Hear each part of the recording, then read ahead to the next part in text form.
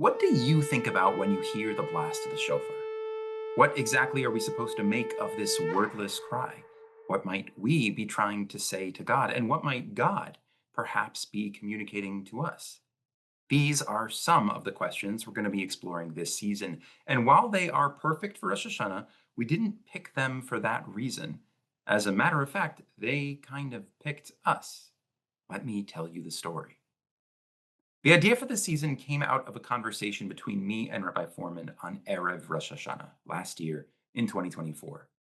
Erev Rosh Hashana last year was a very stressful Erev Rosh Hashana, not just for cooking and cleaning, but because Iran had just launched around 200 ballistic missiles at Israel. And this was, of course, nothing compared to what would unfold over the coming year, but at the time, it was truly unprecedented. We have friends and family in Israel, so there I was, sitting on pins and needles, refreshing the news, refreshing Twitter, nervously waiting to hear what would happen. And as I sat there, something struck me. There were sirens blaring all over Israel, just hours before a different but equally piercing kind of siren would sound all over Israel as well, the sound of the shofar. Sirens and shofar. This eerie coincidence sent me down a rabbit hole. Was this just a coincidence? Or is there something about the shofar that's supposed to sound like a siren? Honestly, at the time, I was mostly searching for a distraction, but as these ideas were turning in my head, I decided to call Rabbi Fohrman. And Rabbi Fohrman and I discussed it for a while. We looked at the shofros in Jericho, and really we just talked out different themes and ideas. I thought we were done. Rabbi Fohrman and I hung up, but little did I know that Rabbi Fohrman was far from done thinking about these ideas when he put that phone down. It seemed that they were bouncing around in his mind throughout Rosh Hashanah, and while he turned away from the issues of sirens and missiles, he turned even deeper to the idea of the shofar itself. In typical Rabbi Foreman fashion, he called me just a few weeks after Rosh Hashanah and told me that he had prepared an entirely new season on Rosh Hashanah, shofar, and a whole bunch of unexpected themes that had sprouted from the little seeds planted in that fateful conversation. And now, I am thrilled to share all of that with you.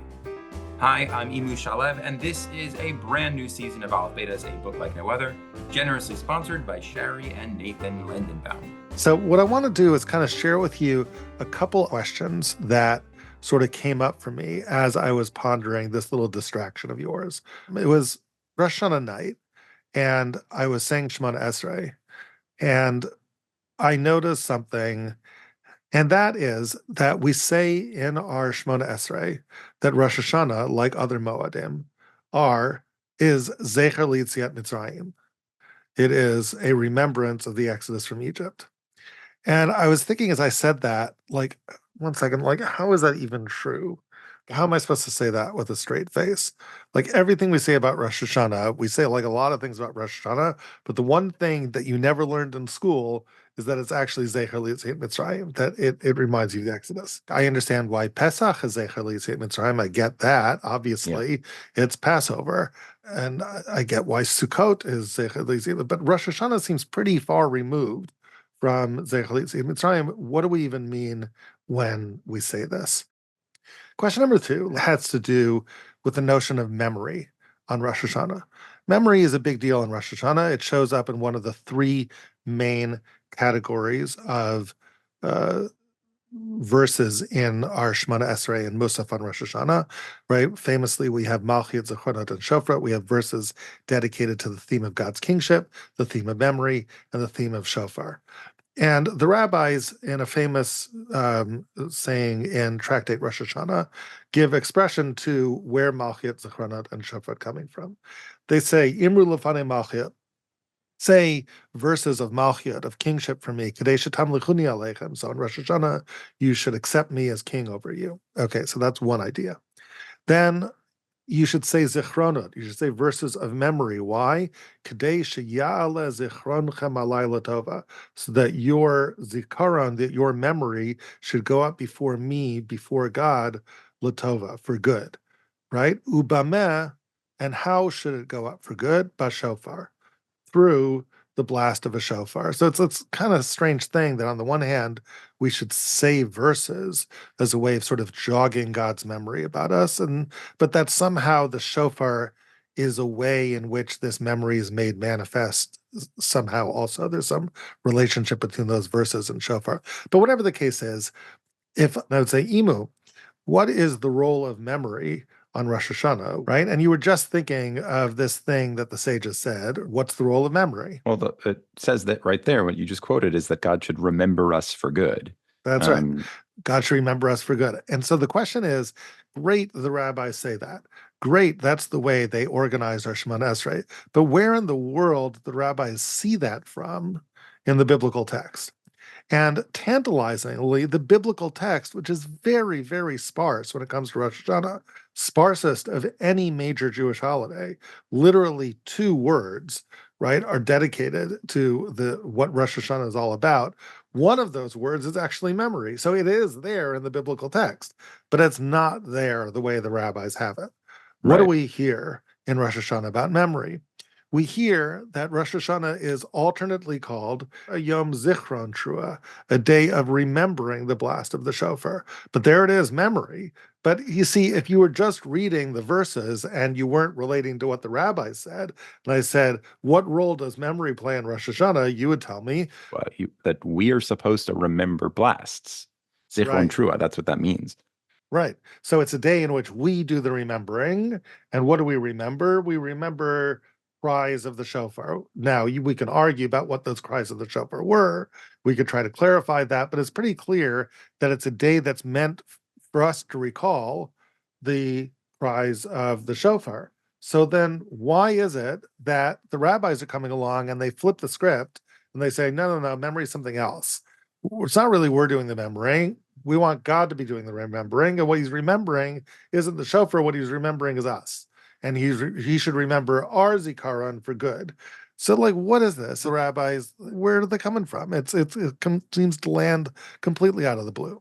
In the last few months, our listenership for this show has doubled, something that obviously could never have happened without all of you. So, to celebrate and say thank you, we want to give you a gift. We want to offer you an ebook written by Rabbi Fohrman on his all-time favorite text. You guessed it, the Garden of Eden. With the new Parsha cycle just around the corner, when we're all going to be diving back into the garden once again, hopefully this will make it really special for you this year. You've made the past year so special for us. There's a link in the description where you can let us know your email, and we'll send you the book. Enjoy, and please let us know what you think.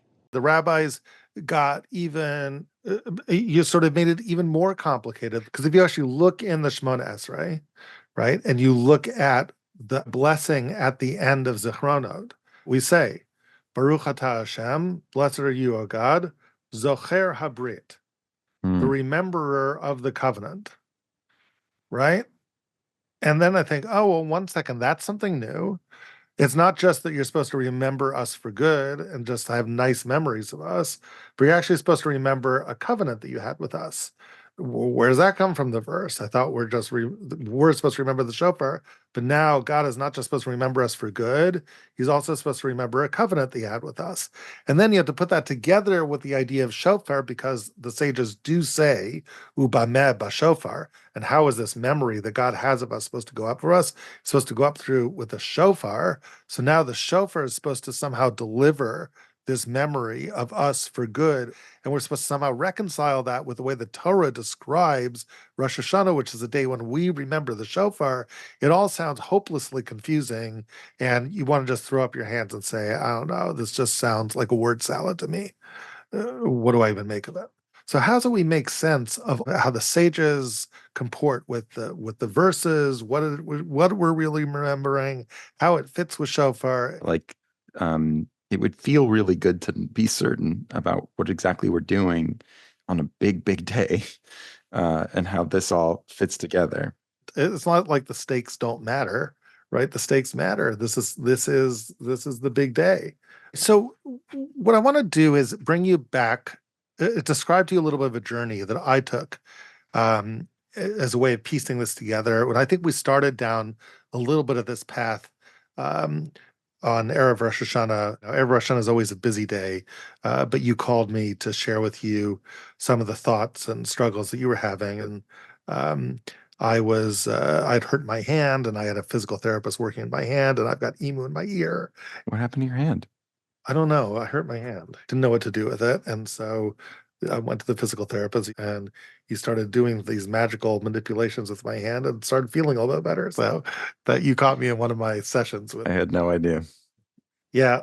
So anyway, with that introduction, I would say that the great adventure into Rosh Hashanah for me, the story for me and my explorations of Rosh Hashanah has always been the product of a tension between two verses. And these are the two verses that describe Rosh Hashanah. In Parshat Emor and the Parshat Hamoedim, we have a description of Rosh Hashanah as Zichron Teruah, a day of remembering the shofar. And then later on in the book of Numbers, we hear that Rosh Hashanah is a Yom Teruah, a day of blasting the shofar. So the fundamental tension here is it a day of Yom Teruah or a day of Zichron Teruah? Is it a day of blasting the shofar, something we do, or is it a day of something we remember that we do? We remember the blast of the shofar. And this tension, in this tension, I think Rosh Hashanah as we know it, I want to suggest, is born.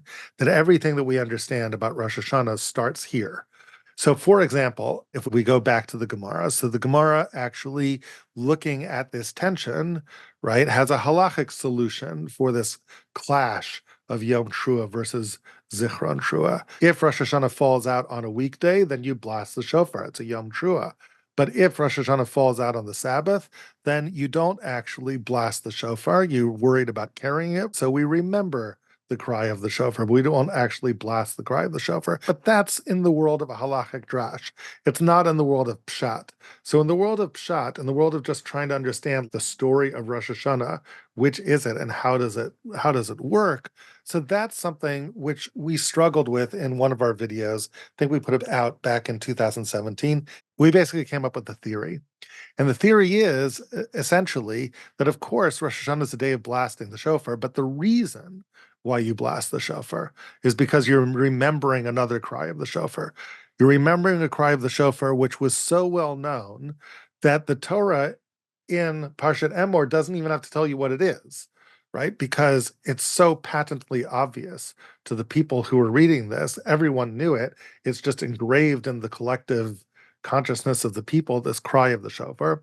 What great cry of the shofar would everyone have heard that they would know it was worth memorializing? It's the cry of the shofar at Sinai. And what we argued was that the cry of the shofar at Sinai wasn't just one of the events that took place in the Great Fire and Light Show, but it was an event that had pride of place. It was actually an aspect, or maybe even the central aspect, of Revelation itself. When God revealed himself to us, he didn't reveal himself to us in the way that we might have wanted or expected. One of the little thought experiments I like doing with people is asking them, if I were to tell you that God was going to reveal himself to you in 5 minutes outside of your kitchen window, and you could choose to apprehend God with any one of your five senses: touch, taste, smell, sight, sound, right? Which of the senses would you choose to apprehend God in? Emu, which sense would you choose? Sight. Most of us would choose sight.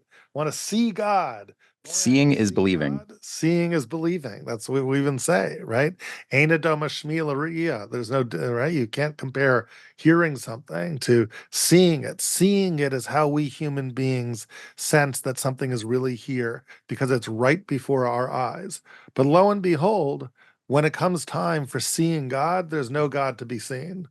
It is, as Deuteronomy describes it, a day of choshech, anan, va'arafel, a day of darkness, a day of thick fog, a day of clouds. It's almost like God set it up that you couldn't see him. Can you imagine like showing up to Revelation and it's cloudy? Like, where's God? That is the metaphor in the Torah for God's immanence, right? It's not rays of light. It's not, it's obscurity. Like when God appears before the people, it's in the cloud. It's literally an oxymoron. Ata Yeah. nigleta ba'anan kvodecha. This is what we say in Rosh Hashanah. You revealed yourself in a cloud. What an oxymoron. You concealed yourself in a cloud, but now you revealed yourself in a cloud because the great extraterrestrial being knew something to be true, which is terrestrial senses are optimized for being able to apprehend the world. That's what we do with our senses. That's why we have them, so we can relate to the world. But God is extraterrestrial. He's outside of the world. Who says you can apprehend him with senses? Turns out there's one sense you can apprehend him with, but it's not sight. Sight, if anything, is distracting when it comes to God. So God says, I'm shutting sight down.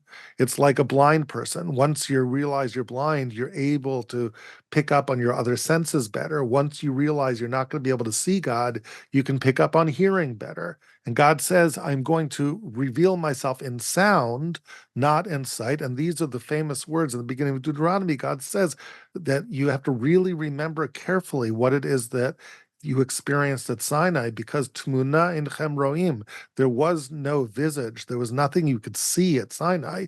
Zulati kol. It was just sound. I came to you in sound. Now, that sound eventually takes the form of words, which are the Ten Commandments. But before it takes the form of words, the Torah is very clear that it takes the form of a shofar blast. There was no one around going through the camp blowing the shofar. There was no human being blowing the shofar. There's no command to any human being blowing the shofar. Why are you hearing a shofar blast? The answer is you're hearing the simulation of a shofar blast. You're hearing a sound that sounds like a shofar. Kol shofar holech v'chazak, getting louder and louder. Chazal even say the human shofar gets softer and softer because your voice starts petering out. But God's shofar gets louder and louder as if God is coming closer and closer to you. And God chose to adopt the artificial sound of the shofar as a signal or as a way of expressing his own voice. And seemingly, right, even, the way I would even understand the words, Moshe Yedaber Valukim Yanenu B'Kol, Moshe would be speaking, but God was answering not with speech, but just with the untrammeled cry of the shofar without any words. That's the way the conversation began. And eventually, that conversation shifts. The Torah says that the conversation will reach a climax. V'haya b'mshocha yovel, and it happens when the yovel shofar shall blast long. When you hear that long blast, that long climactic blast of the shofar, hema yalu bahar, the people are allowed or encouraged or commanded to actually come up to the mount on the mountain which they hadn't been able to touch. They can actually come up and perhaps encounter God at the top of the mountain. They don't ever do that, but that was the invitation. So, and then eventually that cry of the shofar resolves itself into words which become the Ten Commandments. I remember that being very surprising and shocking, that like the way in which God reveals himself is as voice. So it really does seem that the Torah does take seriously this idea that God's encounter with humanity happens through voice. And it's at Revelation we hear that voice sounds an awful lot like a shofar. Yes. And we are meant to recreate that sound on Rosh Hashanah. So it's a Yom Teruah, it's a day when we blow the shofar, and that's the way we make tangible this memory of ours, of God's voice. And so we're recalling Sinai Day. Interestingly enough, we think that Shavuot is the great, Sinai holiday, and maybe it is from one perspective, from the perspective of the giving of the Torah. But Rosh Hashanah is not about remembering the aspect of Sinai that was the giving of the Torah. It's about remembering an aspect of Sinai that was a predicate to the giving of the Torah, which is just the sound of God's voice before we heard his words. The words are the Torah, but the voice, that's Rosh Hashanah. Honestly, I had the pleasure of learning all that with Rabbi Fohrman in the past. I'd helped produce that 2017 course, but it seems that our Erev Rosh Hashana conversation had brought those ideas back to the surface of his mind and pushed him to look deeper into these ideas than he ever had before. As we began to talk, as I was sitting there on that physical therapist couch, and as you were running around doing errands, right? It began to kind of resolve for me, and I think for you, that there might be more to this story than just the memory of God's voice. Because, one way of saying it is, well, God, there was just this voice of God, and it took the sound of the shofar. But then, there are some questions you can ask, which is, well, was God saying anything then or not? Like it could be God wasn't saying anything. There were no words to say. It was just a voice. On the other hand, it could be that there was an intention underneath that voice. A baby, we humans can't understand our babies, but when a baby cries, a baby's not just crying. The baby usually has an intention underlying that voice, and parents drive themselves bananas trying to figure out what that intention is. Was there any intention of God that was underneath that voice? And why would God, of all things, use a shofar sound? Why would God have done that? Is there any meaning to God picking a shofar sound? Is there an intention behind it? And what exactly is that intention? And that launched me on a little bit of a journey. And that journey has two parts. One of them I began to share with you from the therapist couch. And that was, I said, Emu, there's something I came up with like 7 years ago. Oh, And it was a fascinating. 7-part chiasm having to do with a shofar being blasted 7 times as people went around something 7 times. And that 7-part chiasm was what I call the Jericho chiasm. It's a chiasm that involves the story of Jericho. And it seemed to me to be newly relevant to Rosh Hashanah and to maybe shed light on the meaning of shofar. And again, the climax of the chiasm is these great 7 times 7 blasts of the shofar. So I wanted to revisit the Jericho chiasm with you. But I also wanted to revisit something that I did not discover in our conversation or many years ago before. But as I was thinking about the Jericho chiasm, I began to notice in the text of the Chumash itself, in the text leading up to Sinai, and it seems to me that there might possibly be a hidden story in the Exodus that takes us from the story of the burning bush to the story of Sinai that I had never seen. Like, I don't know, how many times have we gone through those verses from the burning bush and the Exodus and taken up to Sinai? These are this is the meat and potatoes of Aleph Beta land, and we got all this great stuff. I don't know. This is fresh material to me compared to the Garden of Eden. It's like a totally new destination. Okay, yes, Emo, I know we always go back to the Garden of Eden, right? But but looking back at the story of the burning bush and the Exodus, it struck me that there is a kind of hidden story underneath the surface of the text, which I had never noticed before. Um, and I want to share that story with you. So, yeah, so why don't we come back together next time? We'll start from the beginning of the burning bush. And I want to lay out the text to kind of show you this drama that unfolds that I had never really realized was there. So it had all started off with a phone call to Rabbi Fohrman, an attempt to process what I was thinking and feeling on a complicated and frankly scary Erev Rosh Hashana.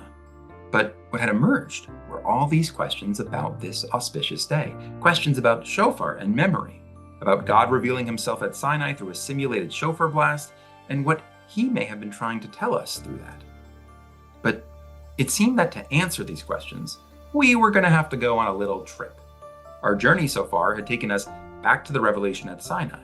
But Rabbi Fohrman's first question had been how Rosh Hashanah was a remembrance of the Exodus from Egypt. And now, that's where he was taking us.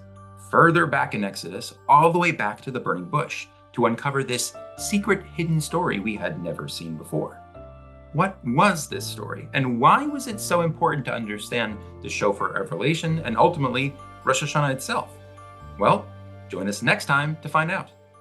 Until then, we want to hear from you. We actually just set up a new feature that lets you leave us a voice note. It's super easy to use. Just click on the link in the show notes, hit record, and talk. Let us know your thoughts on this episode, what you liked, and even what you didn't. What do you think the burning bush has to do with the shofar? We may even play some messages on the show in the future, so watch out for that. But above all, it's an opportunity for us to connect, to hear your voice, and I hope that you'll give it a try. Before you go, please give me 90 more seconds of your time. And yes, this is the part where I'm going to ask you for money. And yes, I know most of you are reaching for the Play Next button if you haven't already pressed it. The thing is, A Book Like No Other is going to be 3 years old in January. And over that time, thousands of you have joined us on this journey, which means a lot to us. But every time you run one of these ads asking for your support, crickets. Now, I'm not trying to make you feel guilty, though it is the season. We have the show free because we want you to have access to it. But I do want to give you just a little bit of context. Your average conversational podcast, it's just that, a conversation. It takes maybe a half a day to record, half a day to edit, not a huge investment or expense. But that's not this show. This show starts with Rabbi Fohrman doing extensive research, trial teaching the material, finding the best path through. That takes time, as does our post-production stage. When you're dealing with nuanced arguments and intricacies, editing gets a lot more complicated. Our producers aren't just taking out the ums and likes. They're making sure that every detail is clear and every season is exciting. Given what goes into it, a single 4 or 5 episode season can take months to create. And trust me, every step is a labor of love, one we want to continue doing as long as we can. But we really do need your support to make that possible. So if you like what we do, please consider signing up for an Aleph Beta membership. You'll gain access to our entire library, plus bonus material and invites to events. But above all, it's just a great way to show that this matters to you and that you respect the effort that goes into it.